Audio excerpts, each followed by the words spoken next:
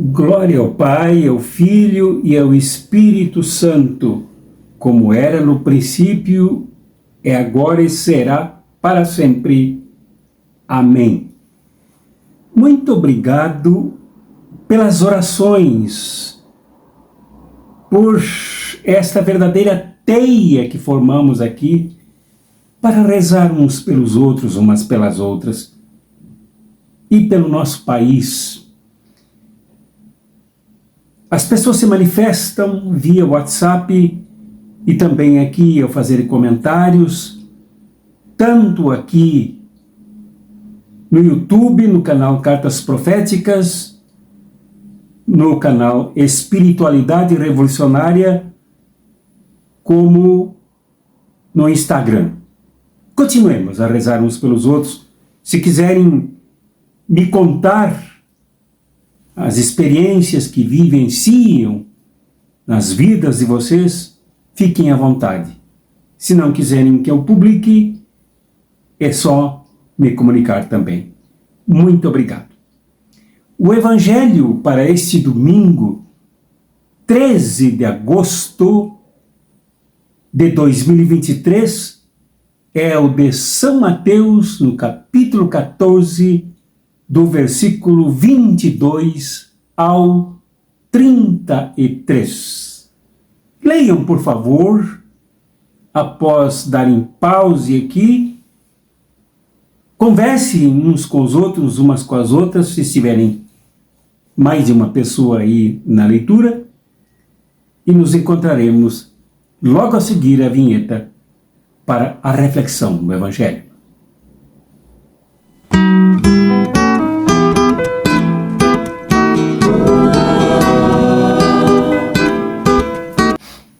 Como vocês perceberam na leitura aí do Evangelho, este trecho aqui trata da travessia do lago de Genezaré,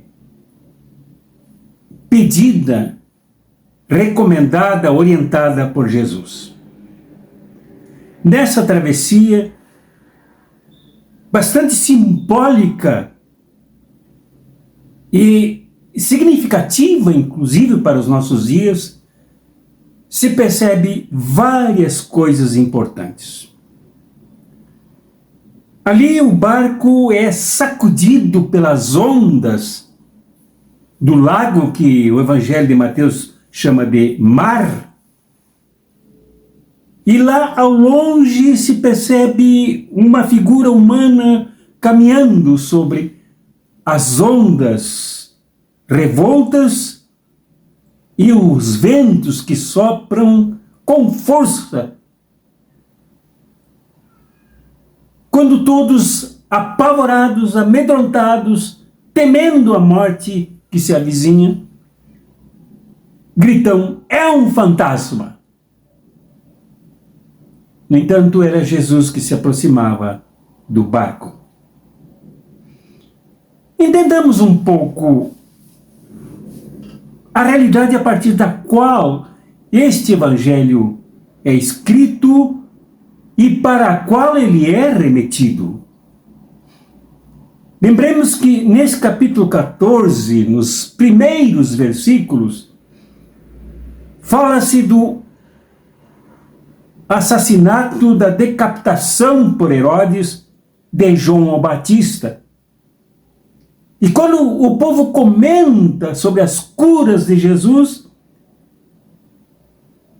Herodes define que Jesus faz isso porque ele é João o Batista, redivivo, ressuscitado, isto é, um fantasma. Nesse ambiente de terror imposto por Herodes, e no período da segunda geração de discípulos e discípulas de Jesus, em Antioquia, na Síria, base deste Evangelho, se percebe que Domiciano, o imperador de Roma, o mais perverso e carrasco de todos, acossa os seguidores e seguidoras de Jesus com uma perseguição sem medidas e sem comparação. Este é o ambiente. Imediatamente a estes versículos aqui, começando pelo 22, Jesus tentara se refugiar numa montanha para rezar, para orar, para respirar esse clima do Pai, depois da notícia da morte de João o Batista. No entanto, as multidões souberam da sua presença e acorreram em direção a ele. Depois de falar, as multidões percebeu que ali havia fome. E ele mesmo disse aos seus discípulos: deem de comer às multidões. Os discípulos se excusaram, dizendo que não tinha onde comprar comida a esta hora da noite e ali na montanha, no deserto. Não tinham como resolver o problema da fome. Isso tudo faz parte do capítulo 14 de Mateus. Depois desta experiência dramática no lago de Genezaré, Jesus e seus discípulos, assustados, chegam do outro lado e logo são reconhecidos, e Jesus como que imanta as pessoas doentes, desesperadas, sofridas, que pedem para ser curadas por ele. Esse é o ambiente. E é nesse ambiente que eles fazem a travessia do lago de Genezaré. É nesse ambiente que eles encontram a tempestade e são quase engolidos pelas ondas. E aqui, nesse momento, há conflito entre dois mundos. Num mundo é o externo, é o natural, é o do lago, que se revolve, se mexe, se transforma em ondas, raios, chuvas, ameaças, como coisa natural. O lago não raciocina. O lago não pensa, olha, tem gente, calma agora, vamos deixar passar. Não há, a natureza não pensa desta forma. Eu digo desta forma porque há quem diga que a natureza também pensa. Há aquilo que a tradição bíblica chama de caos. Por isto Mateus chama de mar. Porque o mar é a representação do lugar onde moram os demônios, os deuses do mal, o caos, o inferno, o desencontro, a morte, o medo, o susto. Por isso não há nada a enxergar aqui a não ser ameaça e fantasma, além daquela que Herodes enxergava em Jesus. Este é o mundo externo. E o mundo interno nos discípulos de Jesus dentro do barco, e até mesmo em Pedro, que se propôs caminhar até Jesus. Mestre, me chama até aí e eu irei. Por cima das águas, caminhando, como Jesus o fez. E afundou. Esse mundo interno é marcado por duas coisas que no momento de crise aparecem no ser humano de maneira gigantesca. E o ambiente era de crise profunda. É o medo. O medo que desorganiza os projetos, os sonhos, os rumos, as metas, as saídas e as chegadas, e até mesmo a própria viagem. O medo impõe terror, faz com que aquilo que acontece fora, nas ondas, invada para dentro das mentes das pessoas.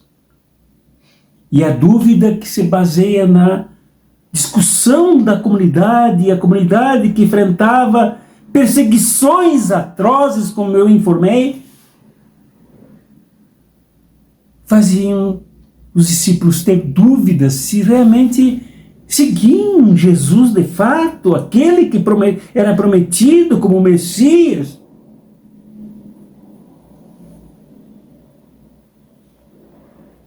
Então esses dois fatores internos misturados como numa liquidificação do terror, quase que matavam os discípulos.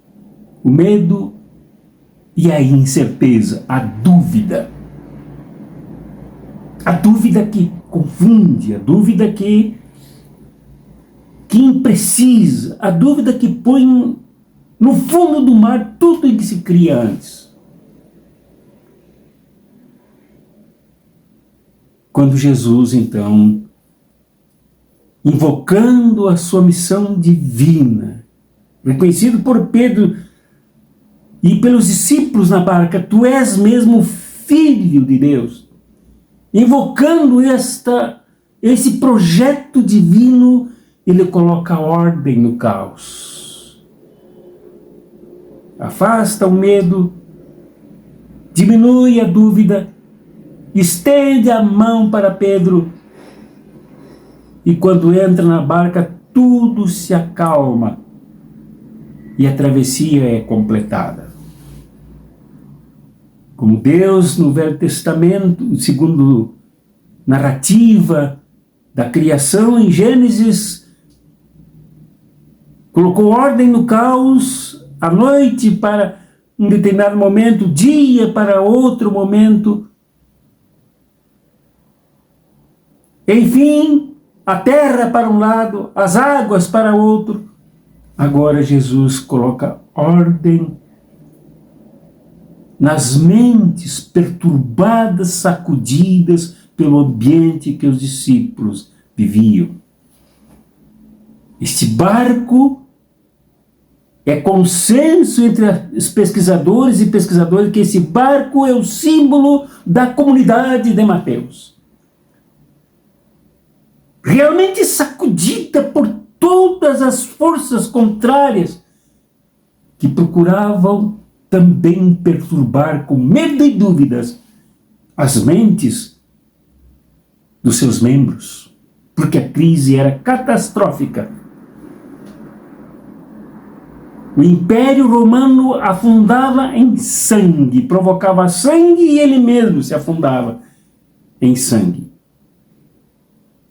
A prova disso é que nos anos 70 mataram os próprios judeus, provocaram uma guerra, destruíram Jerusalém e o templo dos seus próprios colaboradores. A matança mútua era grande e a perseguição dos discípulos que mesmo assim queriam ser parte do judaísmo se agigantou. E a crise, então, realmente enchia de medo. Não havia mais onde se esconder. Não havia mais tática para evitar perseguições, calúnias, injúrias, mentiras, fake news, prisões e assassinatos. O próprio Jesus tinha sido vítima disso. Antes, João o Batista foi vítima disso. Então essa crise é o lago, é o mar onde está o barco da comunidade de Mateus, sacudida para todos os lados, inclusive para o fundo. Jesus põe em ordem, orienta, organiza o caos. Primeiro, lá na montanha, ele organizara o caos da fome, que era consequência de toda esta crise que aí se vivia. Ele juntou as pessoas a abrirem as suas sacolas e compartilharem peixes e pães no milagre da solidariedade mais profundo que o reino pode trazer. Jesus organizou o caos. Organizou inclusive nos seus próprios discípulos que não viam saída. Não encontravam perspectiva. Jesus organizou o caos, colocando o banquete do reino no meio da montanha à disposição do povo. Do outro lado do lago de Genezaré, Jesus organizaria o caos como organizou de acordo com o que escreve Mateus. Na saúde de um povo doente, de um povo desamparado, de um povo sem proteção, de um povo sem justiça, de um povo sem ter para onde correr e pedir socorro. Lá Jesus pastoreou, curou, protegeu, abraçou, beijou. É o Filho de Deus, como o próprio Deus, colocando organização no caos, sem deixar de criticar Pedro, e a crítica é para toda a comunidade. Homem de fé fraca, coragem! Mas estendeu as mãos para Pedro. Não o desamparou, não o deixou afundar, não o acusou, não usou da tática do legalismo para condenar Pedro de afunda. Estendeu a mão e o colocou para dentro da barca. Isto é fé, isto é evangelho, isto é o reino que Jesus trazia e apresentava no meio da crise. O reino é apresentado em alto lago, em alto mar. O reino é apresentado no meio da tempestade. O reino é demonstrado no meio do caos. O reino é apresentado e é compartilhado por Jesus no meio do inferno, que amedronta e com as suas dúvidas destrói a fé. É ali que é o reino. Não é dentro de nenhum palácio, nenhum templo, nenhuma academia, mas no meio do lago, como antes fora no deserto e na montanha.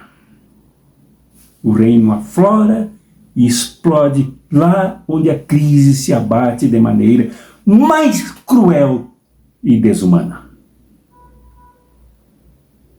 É importante, já me dirigindo para a conclusão, acentuar que não há saída para a barca se não entendermos o primeiro ponto aqui do início desse trecho, que é Jesus dizendo: entrem na barca e atravessem o lago, atravessem o mar.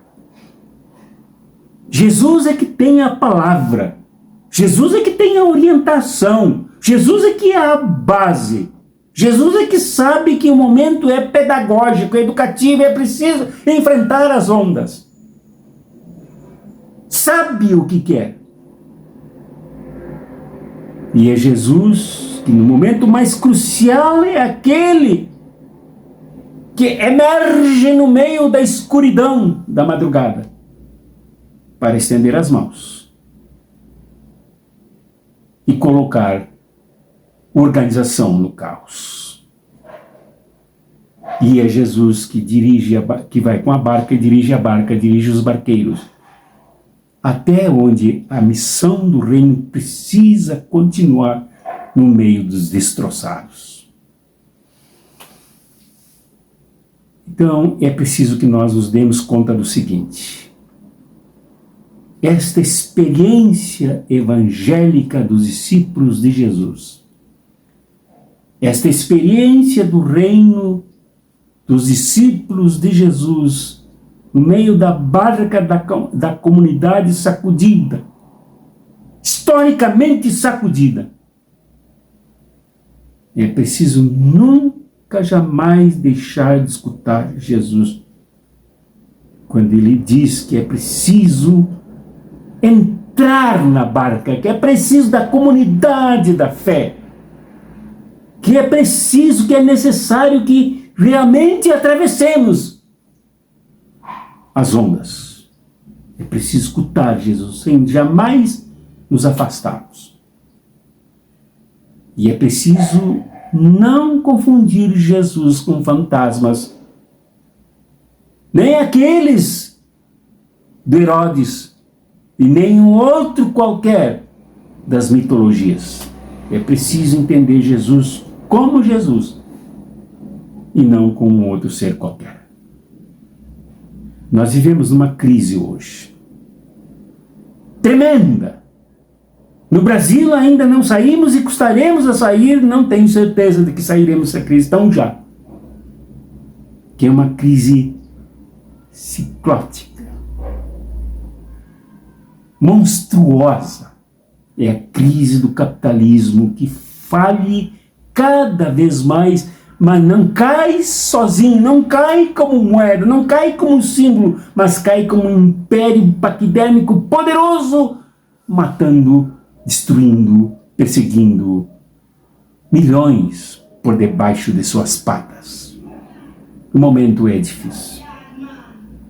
Nesse momento difícil, muitos dos cristãos e das cristãs, muitos das que bateram no peito, se dizendo seguidoras de Jesus, seguiram a Mamon, seguiram fantasmas, seguiram a morte, seguiram o genocídio, seguiram o fascismo, seguiram o fundamentalismo, seguiram o legalismo e correm riscos de afundar.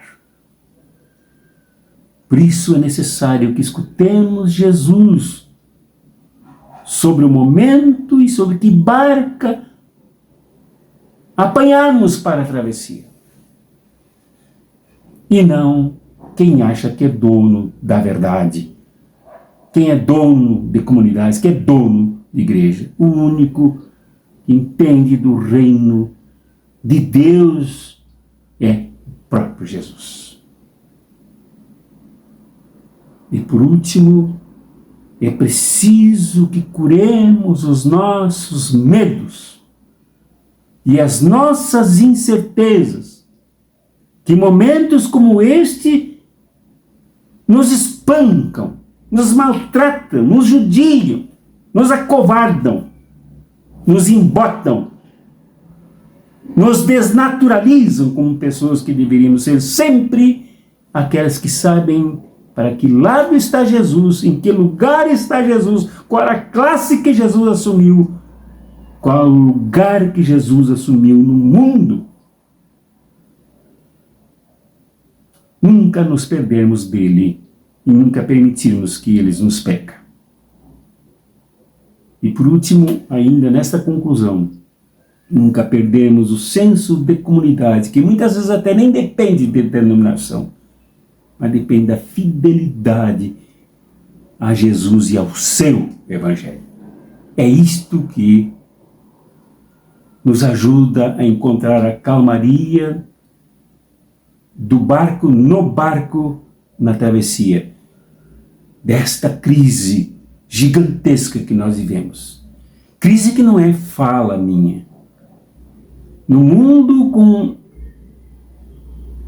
milhares e milhares de pessoas vindas da África, do Oriente, de vários lugares, fugindo das destruições que o capitalismo e o seu império impõem sobre os seus estados, sobre suas casas, sobre suas cidades, sobre suas famílias, promovendo o desamparo, a desabitação, a doença, a morte, a fome e a miséria.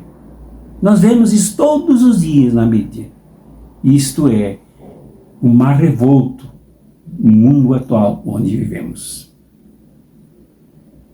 Um mundo dirigido por um império que se quebra cada vez mais na sua própria cabeça, expulsando dos seus hospitais aqueles que não podem pagar, aqueles que não têm mais condições porque foram totalmente esvaziados economicamente.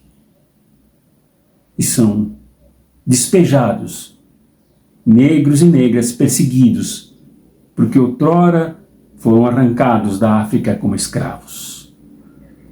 Esse é o mundo onde nós vivemos. Não podemos nos perder de Jesus neste momento de crise, nesse momento de travessia. Crise é travessia, é saída de um lado para outro, é saída de um ponto da ponte que se sacode para outro ponto. É preciso avançar. Que a bênção de Jesus, desde esse lago revolto, com a nossa barca sacudida, sob riscos de afundar, seja contigo, meu irmão e minha irmã. Que o amor de Deus, que é Pai, que é Mãe, Criadora desse mundo cheio de ondas e de perigos, onde nós precisamos nos afirmar como aqueles que ouvem o seu Filho. E que a comunhão, da onde emana a energia, a dinamis, a força do Espírito Santo, te levantem, meu irmão, minha irmã. Não permita que tu afundes e te desintegres como filho e como filha amada do Pai, que é Pai e que é Mãe. Em nome do Pai, e do Filho, e do Espírito Santo. Amém.